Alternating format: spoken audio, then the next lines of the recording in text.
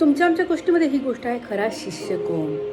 दोन तरुण स्वामी विवेकानंदाकडे आले आणि त्यांनी स्वामी विवेकानंदांना सांगितले की आम्हाला तुमचं शिष्य व्हायचं आहे. पण स्वामी विवेकानंद त्यावेळेस ध्यानधारणा करत होते, डोळे मिटून होते. ते दोन तरुण बसले आणि पुन्हा गेले. दुसऱ्या दिवशी ते दोन तरुण पुन्हा आले, पण स्वामीजी ध्यानधारणेमध्येच होते. त्या दुसऱ्या तरुणाला खूप राग आला आणि तो स्वामीजींना शिव्या शाप देऊ लागला, त्यांचा द्वेष करू लागला, कारण त्यांना शिष्य व्हायचं होतं. रोज ते नित्यनियमाने येत होते आणि पहिला जो तरुण होता तो स्वामीजींची पूजा करत होता. तो एक शब्द सुद्धा स्वामीजींना बोलत नव्हता. आणि एके दिवशी नदीला भला मोठा पूर आलेला होता आणि तो पहिला तरुण नदीच्या काठावर उभं राहून स्वामीजींची तिथूनच पूजा करू लागला.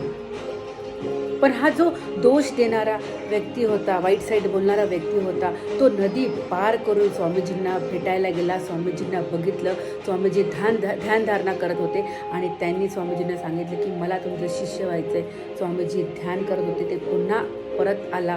पुन्हा दुसऱ्या दिवशी गेला, पुन्हा तिसऱ्या दिवशी गेला. पण पहिला तरुण मात्र नदीकाठी उभं राहूनच स्वामींची पूजा करत होता.